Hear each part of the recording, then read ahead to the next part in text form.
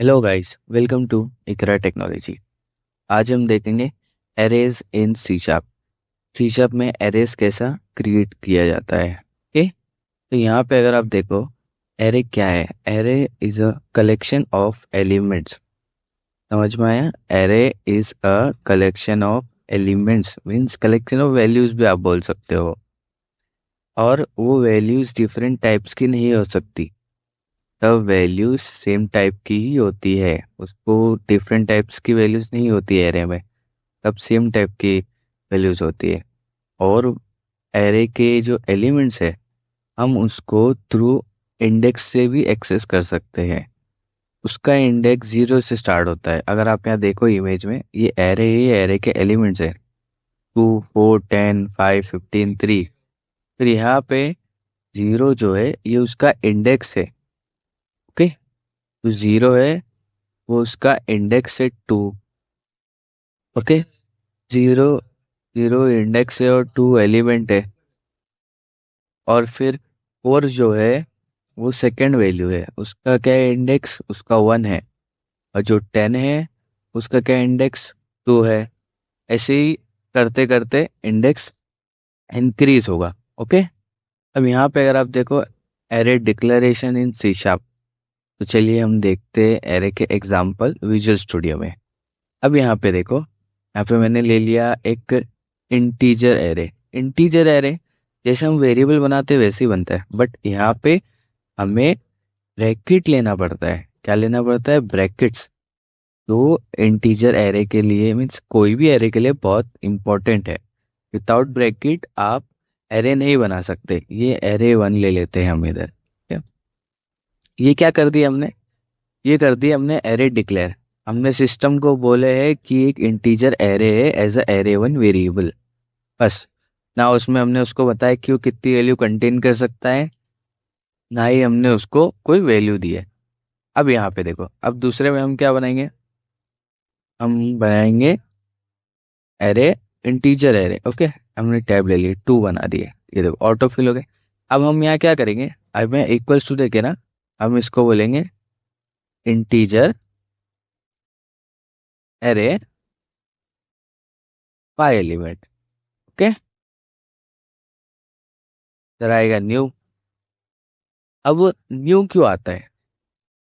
हम उसको क्या बोल रहे हैं? यहाँ पे ना वो फिगर आउट नहीं कर पाएगा। मैं अगर इसको छोड़ दूँ तो फिगर आउट नहीं कर पाएगा। यहाँ पे हमें न्यू कीवर्ड देना पड़ेगा। हम उसको बोलते हैं कि एक एरे रहेगा जिसमें 5 एलिमेंट्स कंटेन होंगे, और वो एरे ये है। ओके, एरे 2 जिसमें 5 एलिमेंट्स आएंगे। अब कौन से 5 एलिमेंट्स आएंगे हमने उसको वो नहीं बताया।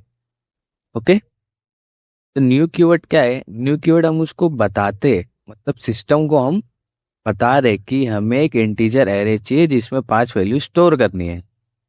लेकिन अगर हम एक इंटीजर एरे एरे 3 ले लिया हमने, अब यहाँ पे क्या कर रहा हूँ मैं? अब यहाँ पे मैं क्या करता हूँ? यहाँ पे ना मैं इसको बोल रहा हूँ, अब मैं को इंटीजर एरे में वो नहीं बोल रहा हूँ कि इसको 5 एलिमेंट्स कंटेन करने हैं। अब मैं बोल रहा हूँ कि मेरे को जो जो एलिमेंट्स है ना, मैं वो ऐड कर रहा हूँ। 2 8। ओके, 5 एलिमेंट्स अभी मैंने ऐड कर दिया। एक एरे 3 बनाया। मैंने उसको बताया कि एक न्यू इंटीजर है जिसमें 5 एलिमेंट्स हैं। ओके, उसको वैल्यूज असाइन कर दिया। अब यहाँ पे के इसमें क्या है?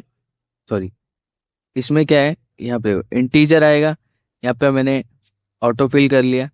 अब यहाँ पे क्या कर रहे हैं हम इसको यहाँ पे बता नहीं रहे हैं कि यहाँ पे हम उसको बता नहीं रहे हैं कि यहाँ पे क्या है। इसको ब्रैकेट्स क्लोज कर लेता हूँ। अब उसको न्यू इंट ऐसा ब्रैकेट नहीं दे रहे इधर। ये यहाँ पे खुद फिगर आउट कर ले रहा है। सिस्टम सिस्टम खुद अंडरस्टैंड कर ले रहा है कि ये, मतलब सिस्टम को समझ आ जा रहा है अपने आप। ओके, यहाँ पे कि हाँ एक एरे बनाना है जिसमें 5 वैल्यूज है, जो 5 वैल्यूज कंटेन करता है। उसके लिए 5, मतलब एक स्पेस बनाना है 5 वैल्यूज के लिए। ये सिस्टम फिगर आउट कर लेगा। लेकिन यहाँ पे हम क्या कर रहे हैं? यहाँ हम सिस्टम को बता रहे कि एक न्यू इंटीजर एरे है जिसमें 5 वैल्यूज आएगी। ये रहेगी 5 वैल्यूज। स्पेस बनाओ और ये ऐड कर दो। अब यहाँ पे क्या कर रहे हैं हम, एरे टू में क्या कर रहे हैं, यहाँ पे इंटीजर है एक एज अ एरे टू, उसको हम, ये वो इंटीजर एरे है एक, मीन्स एरे टू, उसमें वो एरे में 5 वैल्यूज आएगी, कंटेन करेगी, बट कौन सी 5 वैल्यूज आएगी वो हमने उसको डिफाइन नहीं करे।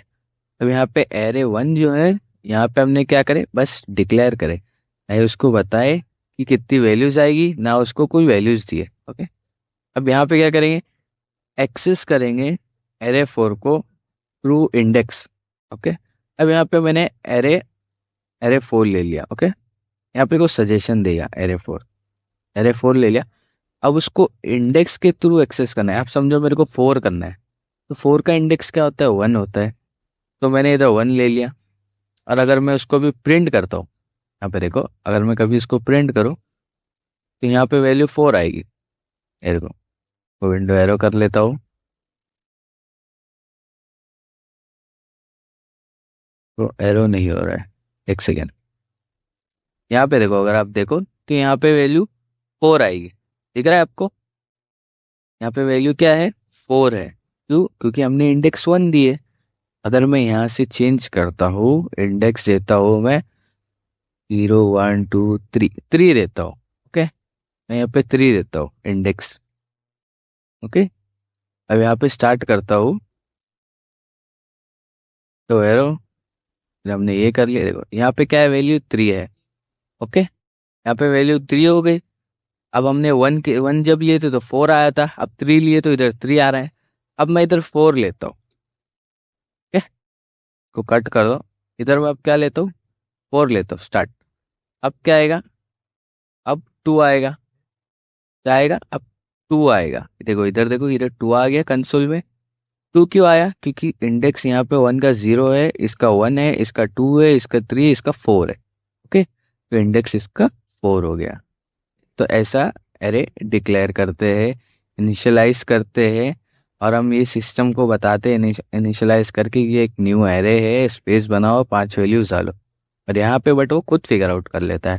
और यहाँ पे बताते हैं कि 5 वैल्यूज कंटेन कर सकता है, बट कौन सी 5 हमने उसको वो नहीं बताया। As a integer value contain कर सकता है, बट कौन सी 5 वैल्यूज है वो नहीं हमने डिक्लेयर करे। ओके, इनिशियलाइज करके बताए नहीं। तो ये था एरेस कैसा क्रिएट करते हैं, उसको एक्सेस कैसे करते हैं।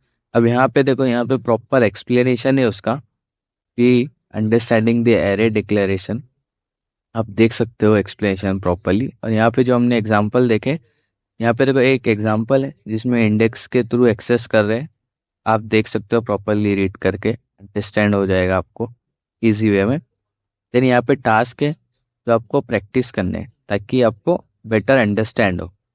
ओके, तो आज हमने देखे array in C sharp. Thank you.